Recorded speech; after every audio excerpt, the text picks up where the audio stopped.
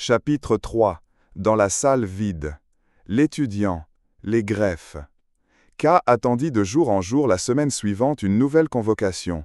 Il n'arrivait pas à imaginer qu'on eût pris au pied de la lettre son refus d'être interrogé. Et, n'ayant encore rien reçu le samedi soir, il pensa qu'il était convoqué tacitement pour le dimanche, à la même heure et au même endroit. Il s'y rendit donc le lendemain et prit immédiatement cette fois les escaliers et les couloirs les plus directs. Quelques locataires se souvenant de lui le saluèrent de leur seuil, mais il n'eut à demander son chemin à personne. Il ne tarda pas à arriver à la porte qui s'ouvrit dès qu'il eut frappé. Sans s'attarder à regarder la femme qui lui avait ouvert, c'était celle de l'autre fois, et qui restait près de l'entrée, il allait se rendre dans la pièce voisine quand il s'entendit déclarer « Aujourd'hui, il n'y a pas de séance ». « Pourquoi n'y aurait-il pas de séance » demanda-t-il incrédule. Mais la femme le convainquit en lui ouvrant la porte de la salle. La salle était réellement vide et, dans ce vide, elle avait l'air encore plus misérable que le dimanche précédent. La table, toujours sur l'estrade, supportait quelques gros bouquins. « Puis-je regarder ces livres » demanda K, non par curiosité, mais simplement pour pouvoir se dire qu'il n'était pas venu complètement en vain. « Non » dit la femme en refermant la porte, « ce n'est pas permis. Ces livres appartiennent au juge d'instruction. » « Ah, voilà » fit K en hochant la tête, « ces livres sont sans doute des codes, et les procédés de notre justice exigent naturellement que l'on soit condamné non seulement innocent, mais encore sans connaître la loi. »« C'est sans doute ça, » dit la femme qui n'avait pas très bien compris. « Bien, alors je m'en vais, » dit K. « Dois-je dire quelque chose à monsieur le juge d'instruction » demanda la femme. « Vous le connaissez » demanda K. « Naturellement, » dit la femme, « mon mari est huissier au tribunal. » Ce fut alors que K remarqua que ce vestibule, où il n'y avait qu'un baquet de linge le dimanche précédent, était complètement aménagé en pièce d'habitation. La femme s'aperçut de son étonnement et dit « Oui, on nous loge ici gratis, mais nous devons déménager les jours de séance. La situation de mon mari offre bien des inconvénients. » « Je suis moins surpris de la pièce, dit K en la regardant avec malice, que d'apprendre que vous êtes marié. »« Faites-vous allusion, dit la femme, à l'incident par lequel j'ai mis fin à votre discours de la dernière séance. » « Évidemment, dit K. Aujourd'hui c'est passé et c'est déjà presque oublié, mais sur le moment j'en ai été vraiment furieux. Et maintenant vous venez me dire que vous êtes une femme mariée. Si j'ai interrompu votre discours, cela ne pouvait vous nuire. On vous a jugé très mal une fois que vous êtes parti. C'est possible, dit K, éludant le dernier point, tout cela ne vous excuse pas. Je suis excusé aux yeux de tous ceux qui me connaissent, dit la femme. L'homme qui m'a embrassé dimanche dernier me poursuit déjà depuis longtemps. Je ne parais peut-être pas très séduisante, mais je le suis pour celui-là. Il n'y a rien à faire contre lui, mon mari a bien dû en prendre son parti. S'il veut garder sa situation, il faut qu'il en passe par là, car ce garçon est étudiant et arrivera probablement à une très haute situation. Il est toujours sur mes talons, il venait à peine de partir au moment où vous êtes entré. Je n'en suis pas surpris, dit K, cela ressemble bien au reste. Vous cherchez peut-être à introduire ici des réformes, demanda la femme lentement et avec un air scrutateur, comme si elle disait une chose qui put être aussi dangereuse pour elle que pour K.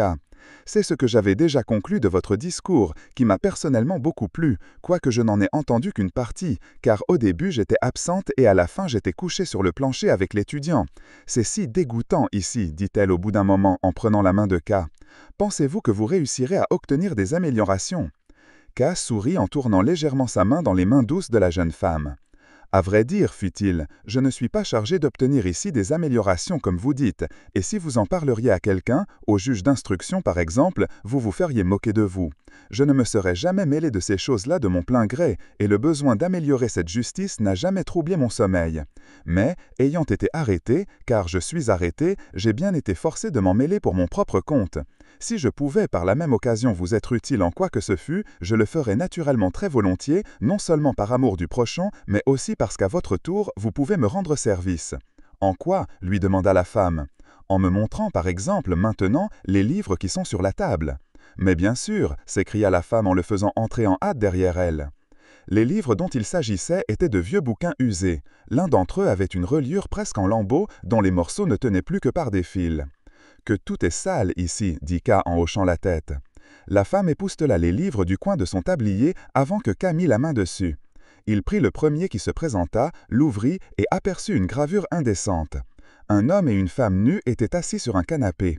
L'intention du graveur était visiblement obscène, mais il avait été si maladroit qu'on ne pouvait guère voir là qu'un homme et une femme assis avec une raideur exagérée qui semblait sortir de l'image et n'avaient à se regarder qu'avec effort par suite de l'inexactitude de la perspective.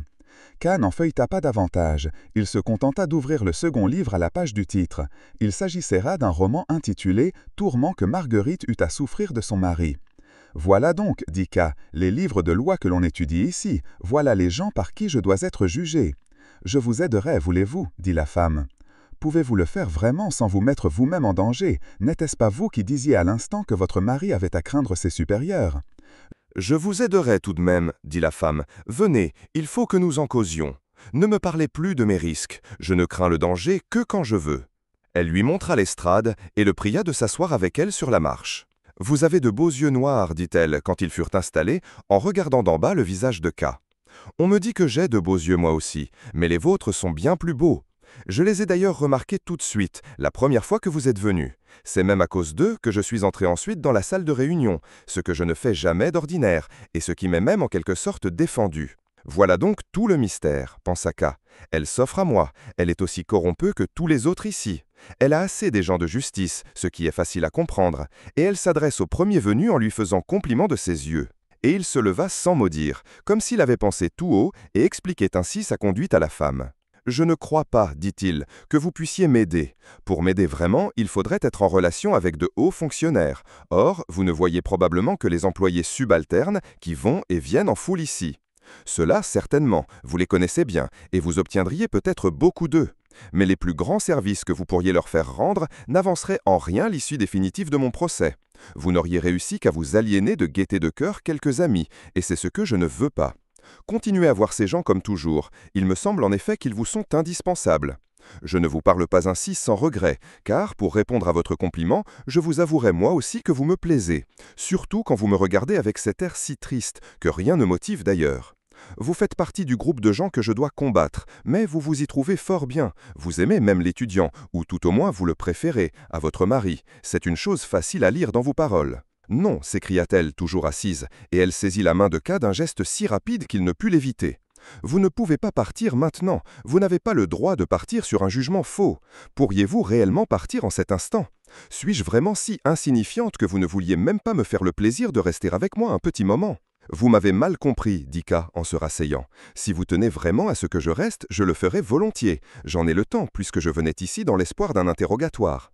Ce que je vous ai dit n'était que pour vous prier de n'entreprendre aucune démarche en ma faveur.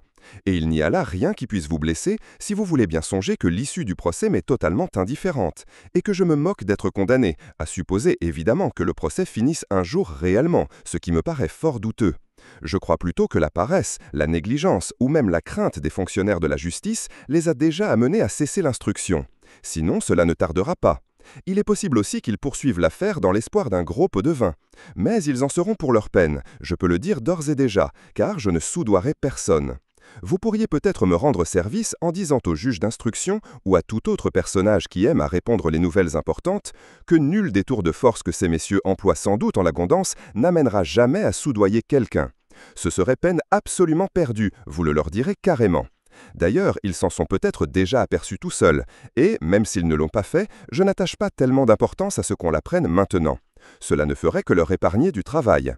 Il est vrai que j'éviterai ainsi quelques petits désagréments, mais je ne demande pas mieux que d'essuyer ces légers ennuis, pourvu que je sache que les autres en subissent le contre-coup. Et je veillerai à ce qu'il en soit ainsi. Connaissez-vous le juge d'instruction? Naturellement, dit la femme. C'est à lui que je pensais, surtout quand je vous offrais de vous aider. J'ignorais qu'il ne fût qu'un employé subalterne, mais puisque vous me le dites, c'est probablement exact. Je crois que le rapport qu'il fournit à ses chefs a tout de même une certaine influence. Il écrit tant de rapports. Vous dites que les fonctionnaires sont paresseux, mais ce n'est sûrement pas vrai de tous, et surtout pas de celui-là. Il écrit énormément. Dimanche dernier, par exemple, la séance a duré jusqu'au soir. Tout le monde est parti, mais il est resté là. Il a fallu de la lumière, je n'avais qu'une petite lampe de cuisine. Il s'en est déclaré satisfait et il s'est mis tout de suite à écrire. Mon mari, qui avait justement congé ce jour-là, était revenu entre-temps. Nous sommes allés chercher nos meubles et nous avons réemménagé. Il est venu encore des voisins et nous avons fait la causette à la lumière d'une bougie. Bref, nous avons oublié le juge et nous sommes allés nous coucher. Tout à coup, au milieu de la nuit, il devait être déjà très tard, je me réveille et je vois le juge à côté de mon lit. Il tenait sa main devant la lampe pour empêcher la lumière de tomber sur mon mari. C'était une précaution inutile, car mon mari a un tel sommeil que la lumière ne l'aurait jamais réveillé. J'étais si effrayé que j'en aurais crié, mais le juge d'instruction a été très aimable. Il m'a exhorté à la prudence. Il m'a soufflé à l'oreille qu'il avait écrit jusqu'alors, qu'il me rapportait la lampe et qu'il n'oublierait jamais le spectacle que je lui avais offert dans mon sommeil. Tout cela n'est que pour vous dire que le juge d'instruction écrit vraiment beaucoup de rapports, surtout sur vous, car c'est votre interrogatoire qui a fourni la matière principale de la dernière séance de 2 jours. Des rapports aussi longs ne peuvent tout de même pas rester sans aucune importance. Vous voyez aussi, d'après cet incident, que le juge d'instruction me fait la cour et que je peux avoir une grosse influence sur lui, surtout maintenant, les premiers temps, car il n'a dû me remarquer que tout dernièrement. Il tient beaucoup à moi, j'en ai eu d'autres preuves.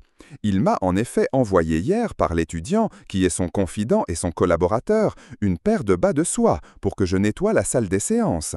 Mais ce n'était qu'un prétexte, car ce travail entre déjà obligatoirement dans les attributions de mon mari, on le paie pour cela. Ce sont de très beaux bas, regardez. Et elle relevait les jambes pour les voir elle-même. Ce sont de très beaux bas, trop même, ils ne sont pas faits pour moi. Elle s'interrompit brusquement et posa sa main sur celle de K comme pour le rassurer, tandis qu'elle lui chuchotait. « Attention, Berthold nous regarde !» K leva lentement les yeux. Un jeune homme se tenait à la porte de la salle. Il était petit, il avait les jambes tortes et il portait toute sa barbe, une courte barbe rousse et rare dans laquelle il promenait ses doigts à tout instant pour se donner de la dignité. K le regarda curieusement. C'était la première fois qu'il rencontrait pour ainsi dire humainement un étudiant spécialisé dans cette science juridique qu'il ignorait complètement, un homme qui parviendrait probablement un jour à une très haute fonction. L'étudiant, lui, ne sembla pas s'inquiéter de K le moins du monde. Il fit un simple signe à la femme, en sortant une seconde un de ses doigts de sa barbe, et alla se mettre à la fenêtre. La femme se pencha vers K et lui souffla. « Ne m'en veuillez pas, je vous en prie, et ne me jugez pas mal non plus. Il faut que j'aille le retrouver, cet être horrible. Voyez-moi ses jambes tordues. Mais je vais revenir tout de suite, et je vous suivrai où vous voudrez. J'irai où vous désirerez. Vous ferez de moi ce qu'il vous plaira. Je ne demande qu'à partir d'ici pour le plus longtemps possible, et tant mieux si je n'y reviens jamais. » Elle caressa encore la main de K, se leva en hâte et courut à la fenêtre. Machinalement, K fit un geste dans le vide pour chercher à saisir la main de la laveuse, mais elle était déjà partie. Cette femme le tentait vraiment, et, malgré toutes ses réflexions, il ne trouvait pas de raison valable de ne pas céder à la tentation. Il eut bien un instant l'idée qu'elle cherchait peut-être à le prendre dans ses filets pour le livrer à la justice, mais ce fut une objection qu'il détruisit sans peine. De quelle façon pourrait-elle bien le prendre? Ne restait-il pas toujours assez libre pour anéantir d'un seul coup toute la justice, au moins en ce qui le concernait? Ne pouvait-il se faire cette minime confiance? Et puis, cette femme avait bien l'air de demander sincèrement de l'aide, et cela pouvait être utile. Il n'y avait peut-être pas mieux à se venger du juge d'instruction et de toute sa séquelle qu'en lui enlevant cette femme et en la prenant pour son compte. Il se pourrait alors qu'un jour, après avoir longuement travaillé à des rapports menteurs sur K, le juge d'instruction, au beau milieu de la nuit, trouva le lit de la femme vide, et vide parce qu'elle appartiendrait à K, parce que cette femme, qui se tenait à la fenêtre en ce moment, ce grand corps souple et chaud, vêtu d'un vêtement noir d'une étoffe lourde et grossière, n'appartiendrait absolument qu'à lui. Après avoir dissipé de cette façon les préventions qu'il nourrissait contre elle, il commença à trouver que le dialogue durait bien longtemps à la fenêtre, et se mit à frapper sur l'estrade, d'abord des doigts, puis du poing. L'étudiant lui jeta un rapide coup d'œil par-dessus l'épaule de la femme, mais ne se dérangea pas et ne la serra que plus fort. Elle pencha la tête très bas, comme si elle l'écoutait avec grande attention, et il profita de ce geste pour l'embrasser bruyamment dans le cou, sans interrompre son discours réellement. K crut-il voir une confirmation de ce qu'elle disait elle-même au sujet de la tyrannie avec l'étudiant la traitait. Il se leva et se mit à faire les 100 pas. Il se demandait comment il pourrait chasser l'étudiant le plus rapidement possible. Aussi ne fut-il pas mécontent que l'autre, impatienté sans doute par cette promenade qui dégénérait par moments en trépignement, lui lança cette observation. « Si vous êtes pressé, rien ne vous empêche de partir. Vous auriez pu le faire plus tôt, personne ne vous aurait regretté. Vous auriez même dû le faire, et dès mon entrée, et en vitesse. » Quelque fureur que cette sortie manifesta, elle martelait aussi tout l'orgueil du futur fonctionnaire de la justice parlant à un quelconque accusé. K s'arrêta tout près de lui en lui dit en souriant. « Je suis impatient, c'est exact, mais la meilleure façon de calmer cette impatience sera que vous nous laissiez là. Si vous êtes venu pour étudier ici, car on m'a dit que vous êtes étudiant, je ne demande pas mieux que de vous laisser la place et de m'en aller avec cette femme. Il faudra que vous étudiez d'ailleurs encore pas mal de temps avant de devenir juge. Je ne connais pas très bien votre justice, mais je pense qu'elle ne se contente pas des discours insolents dans lesquels vous vous montrez si fort. On n'aurait pas dû le laisser en liberté, dit l'étudiant, comme pour expliquer à la femme les offensantes paroles de K. C'était une maladresse, je l'ai dit au juge d'instruction. On aurait dû au moins le faire rester chez lui entre les interrogatoires. Il y a des moments où je ne comprends pas le juge. Pas tant de discours, dit K, en tendant la main vers la femme. Vous, arrivez. Ah, voilà, dit l'étudiant. Non, non, celle-là vous ne l'aurez pas. Et, en levant son ami sur un bras avec une force qu'on ne lui aurait jamais supposée, il se dirigea, le dos baissé, vers la porte en jetant de temps à autre un regard de tendresse sur son fardeau. Cette fuite marquait indéniablement une certaine crainte de K, et cependant il eut l'audace de chercher encore à l'exciter en caressant et pressant le bras de la femme de sa main libre. K fit quelques pas à ses côtés, prêt à le saisir et, s'il fallait, à l'étrangler. Mais la laveuse lui dit alors « Il n'y a rien à faire », et elle passait sa main sur le visage de l'étudiant. « Cette petite horreur ne me lâchera pas. » « Et vous ne voulez pas qu'on vous délivre » s'écria K, en posant sur l'épaule de l'étudiant une main que l'autre chercha à mordre. « Non » s'écria la femme, en repoussant K des deux mains. « Non, non, surtout pas ça. À quoi pensez-vous donc? Ce serait ma perte. Laissez-le donc, je vous en prie, laissez-le donc. Il ne fait qu'exécuter l'ordre du juge d'instruction en me portant à lui. » « Eh bien qu'il file, et vous, que je ne vous vois plus » dit K, furieux de déception, en assénant dans le dos de l'étudiant un coup qui le fit chanceler. Mais, tout heureux de n'être pas tombé, l'autre n'en courut au plus vite avec son fardeau sur les bras. K le suivit lentement. Il reconnaissait que c'était la première défaite irréfutable qu'il essuyait auprès de ses gens. Mais il n'y avait pas lieu de s'inquiéter. S'il l'avait essuyé, c'était uniquement pour avoir provoqué le combat. S'il restait chez lui et continuait son existence ordinaire, il lui resterait 1000 fois supérieur et pourrait les écarter de son chemin d'un coup de pied. Il se représentait la belle scène grotesque que pourrait créer, par exemple, le spectacle de ce pitoyable étudiant, de ce morveux gonflé de soie, de ce mal bâti porteur de barbe, à genoux devant le lit d'Elsa et joignant les mains pour demander pardon. Cette idée lui plaisait tant qu'il décida de le conduire chez elle à la première occasion. Il gagna la porte par curiosité pour voir où l'on menait la femme, car l'étudiant ne la porterait tout de même pas sur son bras dans les rues. Mais il n'eut pas à aller bien loin. On apercevait juste en face de la porte un étroit escalier de bois qui devait conduire aux mansardes. Un tournant empêchait de voir où il menait. Ce fut dans cet escalier que l'étudiant s'engagea avec la femme dans ses bras, lentement et soufflant déjà, car il était affaibli par sa course. La femme lança à K un bonjour de la main et chercha à lui montrer en haussant les épaules à plusieurs reprises qu'elle n'était pas responsable de cet enlèvement, mais ce mouvement ne trahissait pas grand regret. K la regarda sans expression, comme une femme qu'il n'eût pas connue.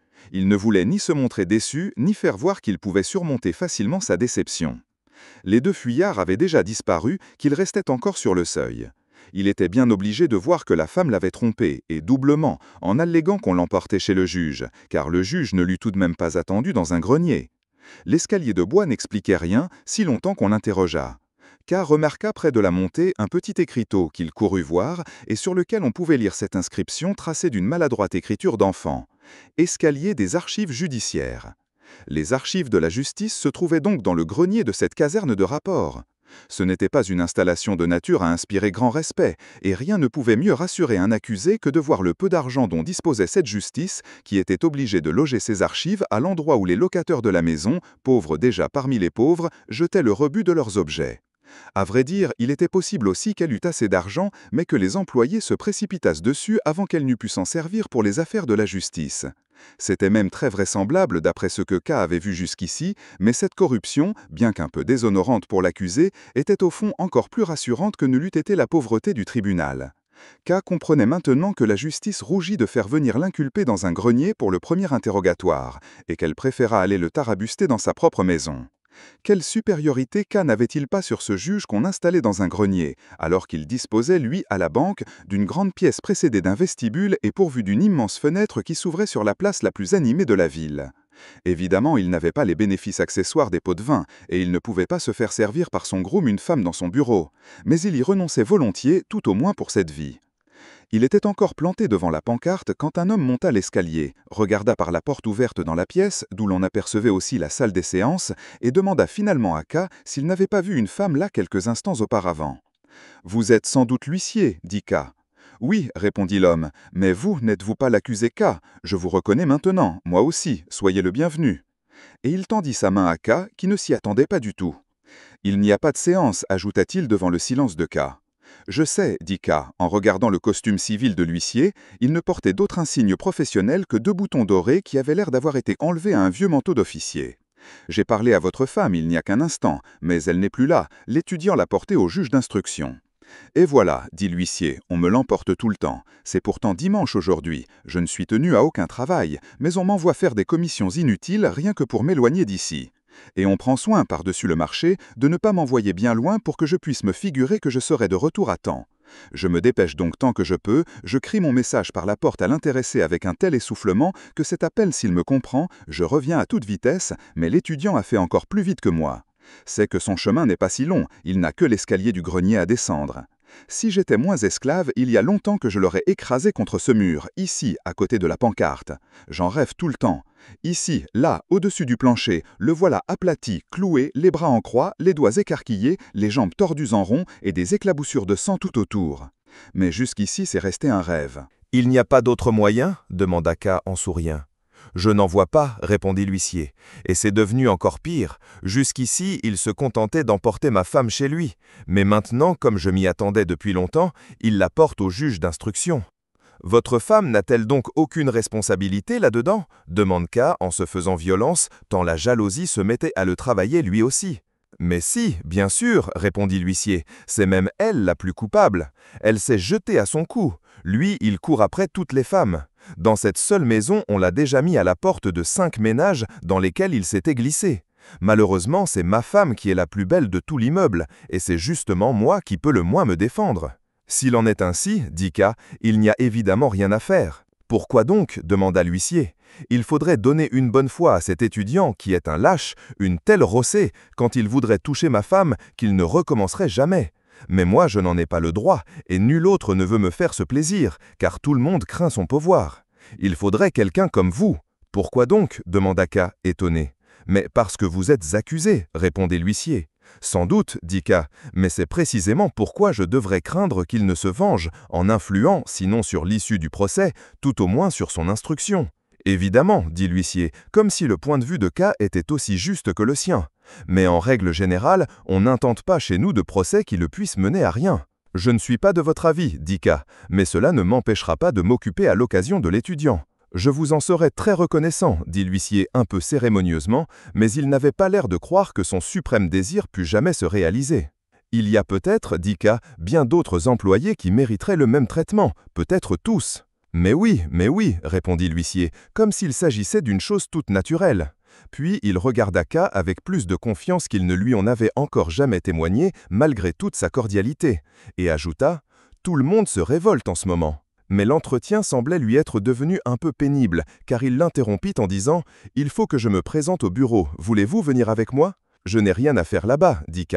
Vous pourriez regarder les archives, personne ne s'inquiétera de vous. » Y a-t-il donc quelque chose de curieux à y voir demande K en hésitant, mais avec une grande envie d'accepter. Ma foi, lui répondit l'huissier, je pensais que cela vous intéresserait. Soit, dit K finalement, je vous suis. Et il monta l'escalier encore plus vite que l'huissier. Il faillit tomber en entrant, car il y avait encore une marche derrière la porte. On n'a guère, dit-il, d'égards pour le public. On n'en a aucun, dit l'huissier, vous n'avez qu'à voir cette salle d'attente. C'était un long couloir où des portes grossières s'ouvraient sur les diverses sections du grenier. Bien que nul jour ne donnait là directement, il ne faisait pas complètement noir, car, au lieu d'être séparé du couloir par une paroi hermétique, bien des bureaux ne présentaient de ce côté qu'une sorte de grillage de bois qui laissait passer un peu la lumière et par lequel on pouvait voir les employés en train d'écrire à leur pupitre ou debout contre la claire-voie et occupés à observer les gens qui passaient. Le public de la salle d'attente était d'ailleurs très restreint, à cause du dimanche. Il faisait un effet très modeste. Il était réparti presque régulièrement sur les bancs de bois disposés de chaque côté du couloir. Tous ces gens-là étaient vêtus négligemment, quoique la plupart, à en juger par leur physionomie, leur tenue, la coupe de leur barbe et 1000 impondérables, appartenaient aux meilleures classes de la société. Comme il n'y avait pas de porte-manteau, ils avaient déposé leurs chapeaux sous les bancs, chacun suivant sans doute en cela l'exemple des prédécesseurs. En voyant venir K et l'huissier, ceux qui étaient le plus près de la porte se levèrent pour les saluer, ce que voyant les autres se crurent tenus aussi d'en faire autant, de sorte que tout le monde se leva au passage de ces deux messieurs. Personne d'ailleurs ne se redressait complètement, les dos restaient courbés et les genoux pliés. On aurait cru à des mendiants de coin de rue.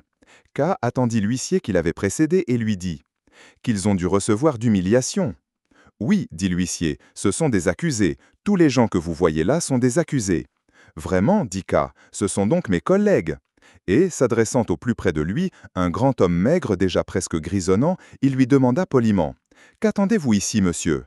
Mais cette interpellation inattendue déconcerta l'homme d'une façon d'autant plus pénible à voir qu'il s'agissait visiblement de quelqu'un qui connaissait le monde, qui devait être très maître de lui en tout autre lieu et qui ne devait pas oublier facilement la supériorité qu'il s'était acquise sur les autres. Ici, il ne sut que répondre à une aussi simple question, et il se mit à regarder ses compagnons comme s'ils eussent été tenus de l'aider et que personne ne put exiger de lui aucune réponse tant que nul secours ne lui viendrait. L'huissier intervint alors et dit à l'homme pour le rassurer et l'encourager. « Ce monsieur vous demande simplement ce que vous attendez, répondez donc. » La voix de l'huissier, plus familière sans doute à l'homme, obtint un meilleur résultat. « J'attends, commença-t-il, puis il s'arrêta net. » Il avait visiblement choisi son début pour répondre de façon précise à la question posée, mais la suite ne lui vint pas. Quelques accusés s'étaient rapprochés et entouraient le groupe. L'huissier leur dit « Filez, filez, débarrassez le passage. » Ils reculèrent légèrement, mais sans rejoindre leurs anciennes positions. Cependant, l'homme interrogé avait eu le temps de se ressaisir. Il sourit même en répondant « J'ai envoyé il y a un mois quelques requêtes à la justice, et j'attends que l'on s'en occupe. »« Vous avez l'air de vous donner beaucoup de mal, dit K. »« Oui, fit l'homme, n'est-ce pas mon affaire ?»« Tout le monde, dit K, ne pense pas comme vous. Voyez, moi je suis accusé, mais aussi vrai que je veux aller au ciel, je n'ai jamais produit ni document ni quoi que ce fût. Pensez-vous que ce soit nécessaire ? » « Je ne sais pas au juste, dit l'homme, complètement dérouté à nouveau. Il croyait visiblement que K voulait plaisanter. Aussi eût-il sans doute préféré revenir complètement sur son ancienne réponse par crainte d'une nouvelle bévue. Mais, devant le regard impatient de K, il se contenta de dire « En ce qui me concerne, j'ai produit des documents. »« Vous n'avez pas l'air de croire que je suis accusé, dit K. » « Oh, si, monsieur, bien sûr, fit l'homme en s'effaçant légèrement sur le côté, mais sa réponse témoignait de plus de crainte que de foi. « Vous ne me croyez pas ?» demanda K. Et, inconsciemment provoqué à ce geste par l'humilité de l'homme, il le saisit par le bras comme pour l'obliger à croire. Il ne voulait pas lui faire de mal, et ne l'avait touché que très légèrement, mais l'homme poussa un hurlement comme si K l'avait saisi avec des tenailles rougies au feu au lieu de l'effleurer du doigt. Ce cri ridicule acheva d'excéder K. Si on ne croyait pas qu'il était accusé, c'était tant mieux après tout. Peut-être même l'homme le tenait-il pour un juge. En guise d'adieu, il le serra plus fort, le repoussa jusque sur le banc et s'en alla. « La plupart des accusés sont horriblement sensibles, dit l'huissier. » Derrière eux, presque tous les gens qui attendaient se groupèrent autour de l'homme qui avait déjà cessé de crier et semblait l'interroger sur les détails de l'incident. K y alors venir un gendarme qu'on reconnaissait surtout à son sabre, dont le fourreau, à en juger du moins sur la couleur, devait être en aluminium. K en fut si étonné qu'il tâta l'arme pour savoir. Le gendarme, qui avait été attiré par le cri de l'accusé, demanda ce qui s'était passé. L'huissier chercha à le rassurer en quelques mots, mais le gendarme déclara qu'il devait aller se rendre compte par lui-même, salua et partit à petits pas rapides. C'était sans doute la goutte qui rendait ses pas si brefs. K ne s'inquiéta pas longtemps de lui ni des gens du couloir, car il découvrit vers le milieu un passage sans porte qui lui permettait d'obliquer à droite. Il demanda à l'huissier si c'était là le bon chemin. L'huissier lui fit oui de la tête et K s'engagea dans le passage. Il lui était pénible d'être toujours obligé de précéder d'un ou deux pas son compagnon, car cette façon de marcher pouvait le faire prendre, au moins ici, pour un criminel qu'on amène au juge. Il attendait donc fréquemment son guide, mais celui-ci reprenait toujours un léger retard. Pour couper court à ce malaise, K finit par déclarer « J'en ai assez vu, maintenant je voudrais partir. »« Vous n'avez pas encore tout vu, dit l'huissier, avec une désespérante candeur. »« Je ne veux pas tout voir, dit K, qui se sentait d'ailleurs réellement fatigué. Je veux m'en aller. Par où sort-on ?»« Vous n'êtes tout de même pas perdu, demande l'huissier étonné. Vous n'avez qu'à tourner au coin et à reprendre le couloir jusqu'à la porte. Venez avec moi, dit K, montrez-moi le chemin, autrement je me tromperais, il y en a tant. » « Mais c'est le seul, dit l'huissier, d'un ton déjà reprobateur. Je ne peux pas revenir avec vous, il faut que je porte mon message, et j'ai déjà perdu beaucoup de temps pour vous.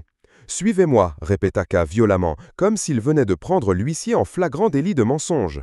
Ne criez donc pas comme ça, souffla l'huissier, c'est plein de bureaux partout. Si vous ne voulez pas revenir tout seul, accompagnez-moi encore un instant ou bien attendez ici que j'ai fait ma commission. Non, non, dit K, je n'attends pas, il faut me suivre tout de suite. Il n'avait pas encore eu le temps d'inspecter l'endroit où il se trouvait. Ce ne fut qu'en voyant s'ouvrir une des nombreuses portes de bois qui l'entouraient qu'il examina les lieux. Une jeune fille, attirée sans doute par son cri, se présenta. « Que désirait monsieur ?» Derrière elle, on voyait au loin un homme qui s'avançait aussi dans la pénombre. K regarda l'huissier. Cet individu lui avait pourtant déclaré que personne ne s'inquiétait de lui. Maintenant, il avait déjà 2 bureaucrates sur les bras. Un peu plus, tous les employés viendraient lui tomber sur le dos pour lui demander ce qu'il faisait. La seule explication plausible qu'il pût donner de sa présence révélerait sa qualité d'accusé. Il lui faudrait dire la date du prochain interrogatoire, et c'était justement ce qu'il ne voulait pas, car il n'était venu que par curiosité, ou, explication encore plus impossible à donner, guidé par le désir de constater que l'intérieur de cette justice était aussi répugnant que ses dehors. Et il lui semblait bien ne s'être pas trompé. Il ne voulait pas aller plus loin, il en avait assez, il se sentait suffisamment oppressé par ce qu'il avait vu jusque-là. Il ne serait déjà plus en état de faire face à la situation s'il rencontrait un des hauts fonctionnaires qui pouvait surgir à tout moment de la première porte venue. Il voulait s'en aller, partir avec l'huissier, ou même seul s'il le fallait. Mais son silence devait être surprenant, car la jeune fille et l'huissier s'étaient pris à le regarder comme s'il allait être incessamment l'objet de quelque grande transformation dont ils ne voulaient pas perdre le spectacle. L'homme que K avait vu de loin était arrivé lui aussi jusqu'à la porte. Il s'était appuyé des 2 mains à la traverse et se balançait sur la pointe des pieds comme un spectateur impatient. La jeune fille fut la première à reconnaître que l'attitude de K était causée par un malaise. Elle lui apporta un fauteuil et lui demanda « Ne voulez-vous pas vous asseoir ?» K s'assit aussitôt et, pour mieux se tenir, appuya même les bras sur les 2 accoudoirs. « Vous éprouvez un peu de vertige, n'est-ce pas ?» dit la jeune fille. Il voyait maintenant sa figure tout près de lui, elle avait cette expression sévère que possèdent beaucoup de femmes dans leur plus belle jeunesse. « Ne vous inquiétez pas de ce malaise, dit-elle, il n'a rien d'extraordinaire ici. On éprouve presque toujours une crise de ce genre quand on met les pieds ici pour la première fois. C'est bien la première fois que vous venez? Oui? Alors, comme je vous le dis, ce n'est rien que de très courant. Le soleil chauffe tellement le toit et les poutres sont brûlantes, c'est ce qui rend l'air si lourd et si oppressant. Ce n'est pas un endroit bien fameux pour y installer des bureaux malgré tous les avantages qu'il présente par ailleurs. Il y a des jours, ceux de grandes séances, et c'est souvent, où l'air est à peine respirable. Si vous songez aussi que tout le monde vient faire sécher son linge ici, on ne peut pas en empêcher complètement les locataires, vous ne trouverez rien d'étonnant à votre petit malaise. Mais on finit par s'habituer parfaitement à l'atmosphère de l'endroit. Quand vous reviendrez pour la 2e ou 3e fois, vous ne sentirez presque plus cette oppression. Ne vous trouvez-vous pas déjà mieux? K ne répondit pas. Il était trop gêné de se sentir livré à ces gens par cette soudaine faiblesse. D'ailleurs, depuis qu'il savait les causes de son mal, loin d'aller mieux, il se sentait un peu plus faible. La jeune fille s'en aperçut immédiatement. Pour soulager un peu le malade, elle prit un harpon posé contre le mur et ouvrit juste au-dessus de K une lucarne qui donnait en plein ciel. Mais il en tomba tant de suie qu'elle la referma immédiatement et dut essuyer de son mouchoir les mains de K, trop fatigué pour le faire lui-même. Il serait volontiers resté tranquillement assis jusqu'à ce qu'il eût repris assez de force pour repartir, mais il n'y pourrait réussir que si on ne s'inquiétait pas de lui. Et voilà que pour comble, la jeune fille déclara « Vous ne pouvez pas rester ici, vous gênez la circulation ». K leva les sourcils comme pour demander quelle était cette circulation qu'il risquait tant de gêner là. « Je vous mènerai à l'infirmerie si vous voulez. Aidez-moi s'il vous plaît », dit-elle à l'homme de la porte qui se rapprocha immédiatement. Mais K ne voulait pas aller à l'infirmerie. Il désirait justement éviter qu'on ne le conduisisse plus loin. Plus il s'enfoncerait en ces lieux, plus son malaise s'aggraverait. « Je peux déjà marcher », dit-il en se levant gauchement, ankylosé qu'il était par sa longue station assise. Mais il ne put se tenir droit. « Ça ne va pas », fit-il en secouant la tête. Et il se rassit en soupirant. Il se rappela l'huissier qui aurait pu le reconduire si facilement, mais l'huissier devait être parti depuis longtemps, car K avait beau regarder entre l'homme et la jeune fille qui se tenait devant lui, il n'arrivait pas à le trouver. « Je crois, dit l'homme, qui était vêtu élégamment, on remarquait surtout son gilet gris dont les pointes aiguës formaient comme une queue d'hirondelle. Je crois que le malaise de ce monsieur est dû à l'atmosphère d'ici. Le mieux serait donc, pour lui comme pour nous, non pas de le mener à l'infirmerie, mais de le faire sortir des bureaux. » « C'est cela, s'écria K, qui, de joie, interrompit presque cet homme. « J'irai tout de suite mieux. D'ailleurs, je ne me sens pas tellement faible. J'ai besoin simplement qu'on me soutienne un peu sous les bras. Je ne vous donnerai pas beaucoup de mal, et puis le chemin n'est pas long. Vous n'avez qu'à me mener jusqu'à la porte, je m'assiérai encore un peu sur les marches, et je serai remis du premier coup. Car je n'ai jamais été sujet à de tels malaises. Celui-ci me surprend beaucoup. Je suis habitué, moi aussi, à l'atmosphère des bureaux, mais ici, comme vous le dites vous-même, elle est vraiment exagérée. Auriez-vous la bonté de me reconduire un peu? J'ai le vertige et je me trouve mal quand je me lève seul. Et il releva les épaules pour se faire prendre plus facilement sous les bras. Mais l'homme ne lui obéit pas. Il resta tranquillement les deux mains dans ses poches et se mit à rire bruyamment. « Vous voyez bien, dit-il à la jeune fille, n'avais-je pas deviné juste? Ce n'est qu'ici que ce monsieur ne se trouve pas bien. Ailleurs, cela ne lui arrive pas. » La jeune fille sourit aussi, mais donna une petite tape sur le bras de l'homme, comme s'il était allé trop loin. « À quoi songez-vous donc » dit l'homme riant toujours. « Je ne demande pas mieux que de reconduire ce monsieur. » « Alors, c'est bon, dit la jeune fille en penchant un instant sa jolie tête. « N'accordez pas trop d'importance à ce rire, ajouta-t-elle en s'adressant à K, qui, redevenu tout triste, regardait fixement devant lui et ne semblait pas avoir besoin d'explication. Ce monsieur, permettez-moi de vous le présenter. Le monsieur permis ici d'un geste de la main. Ce monsieur est notre préposé au renseignement. Il donne aux inculpés toutes les informations dont ils peuvent avoir besoin. Et, comme nos méthodes de procédure ne sont pas très connues dans la population, on demande beaucoup de renseignements. Il a réponse à tout. Vous n'avez qu'à le mettre à l'épreuve si vous en avez envie. Mais ce n'est pas là son seul mérite. Il a aussi le privilège de l'élégance. Nous avons pensé, par nous, j'entends les autres fonctionnaires, qu'il fallait vêtir élégamment le préposé au renseignement pour impressionner favorablement le public, car c'est toujours à lui que les inculpés ont affaire en premier lieu. Les autres sont, hélas, beaucoup plus mal vêtus. Vous n'avez qu'à me regarder. La mode ne nous inquiète guère. C'est qu'il n'y aurait pas grand intérêt pour nous à nous mettre en frais de toilette, étant donné que nous passons presque tout notre temps dans les bureaux. C'est même là que nous dormons. Mais, comme je vous le disais, pour notre préposé au renseignement, nous avons jugé qu'un beau costume était nécessaire. Malheureusement, comme notre administration, un peu bizarre à cet égard, n'a pas voulu le fournir elle-même, nous avons fait une collecte. Les inculpés ont donné aussi. C'est ainsi que nous avons pu acheter à notre collègue le bel habit que vous voyez et même quelques autres avec. Tout irait donc maintenant pour faire bonne impression, s'il ne gâchait notre œuvre par ce rire qui effraie tous les inculpés. « Et voilà, dit ironiquement le préposé au renseignement. Mais je ne vois pas, mademoiselle, pourquoi vous éprouvez le besoin de raconter tous nos secrets à ce monsieur, ou plutôt de les lui imposer, car il ne tient pas le moindre monde à les apprendre. Voyez-le donc, il est tout absorbé par ses propres affaires. » K n'avait même pas envie de contredire. L'intention de la jeune fille était peut-être excellente.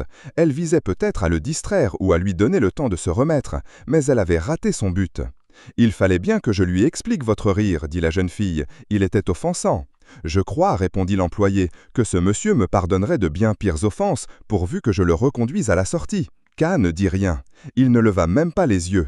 Il admettait qu'on parlât de lui comme d'une chose, et préférait même qu'il en fût ainsi. Mais soudain, il sentit la main de l'informateur sur l'un de ses bras et celle de la jeune fille sur l'autre. « Allons, debout, homme fragile, dit le préposé au renseignement. « Je vous remercie 1000 fois tous deux, fit K en se levant lentement, et en conduisant lui-même les mains de ses deux aides à l'endroit où il avait le plus besoin d'être soutenu. On dirait, lui souffla la jeune fille à l'oreille pendant qu'il gagnait le couloir, on dirait à m'entendre que je cherche à faire valoir notre préposé au renseignement. Qu'on en pense ce que l'on voudra, je ne cherche qu'à dire la vérité. Il n'a pas le cœur dur, il n'est pas chargé de reconduire jusqu'à la porte les inculpés qui se trouvent mal, et il le fait cependant volontiers. Peut-être personne de chez nous n'a-t-il le cœur dur. Nous serions peut-être disposés à rendre service à tout le monde, mais, comme employés de la justice, nous faisons souvent l'effet d'être mauvais et de ne vouloir aider personne. C'est une chose qui me fait littéralement souffrir. Ne voulez-vous pas vous asseoir un peu ici ? Demanda le préposé au renseignement. Ils étaient déjà dans le couloir, et juste en face de l'accusé auquel K s'était adressé en venant. K rougissait presque d'être obligé de se montrer en tel équipage à cet homme devant lequel il se tenait si droit quelques instants plus tôt. Maintenant, 2 personnes le soutenaient et le préposé au renseignement faisait tourner son chapeau au bout de ses doigts. Ses cheveux étaient décoiffés et pendaient sur son front en sueur. Mais l'accusé ne semblait rien voir de tout cela. Il restait humblement debout devant le préposé au renseignement, qui ne le voyait même pas, et ne cherchait qu'à faire excuser sa présence. « Je sais, disait-il, qu'on ne peut pas s'occuper aujourd'hui de mon affaire, mais je suis venu tout de même, pensant que je pourrais attendre ici. C'est dimanche, j'ai le temps et je ne gêne personne. » Il n'y a pas lieu de tant vous excuser, dit le préposé au renseignement. Votre souci vous fait honneur. Évidemment, vous occupez inutilement une place dans la salle d'attente, mais tant que cela ne me gêne pas, je ne veux pas vous empêcher de vous tenir au courant de votre affaire. Quand on a vu comme moi tant d'inculpés qui négligent honteusement tous leurs devoirs, on apprend à patienter avec des gens comme vous. Asseyez-vous. Hein? Sait-il parler au public? Souffla la jeune fille à K. K fit oui de la tête, mais il eut un sursaut en s'entendant demander soudain par le préposé au renseignement. « Ne voulez-vous pas vous asseoir ?»« Non, dit K, je ne veux pas finir de me reposer ici. » Il avait parlé avec la plus grande décision possible, mais il aurait éprouvé en réalité le plus vif plaisir à s'asseoir. Il ressentait une sorte de mal de mer. Il se croyait sur un bateau en mauvaise passe. Il lui semblait qu'une eau furieuse frappait contre les cloisons de bois, et il croyait entendre venir du fond du couloir un mugissement semblable à celui d'une vague qui allait passer sur sa tête. On eût dit que le couloir tanguait et que de chaque côté les inculpés montaient et descendaient en cadence. Le calme de la jeune fille et de l'homme qui le conduisait n'en devenait que plus incompréhensible. Le sort de K était entre leurs mains. S'ils le lâchaient, il tomberait comme une masse. Ils sentaient leur pas régulier sans pouvoir les accompagner, car on était presque obligé de le porter. Il finit bien par remarquer qu'on lui parlait, mais ne comprit pas.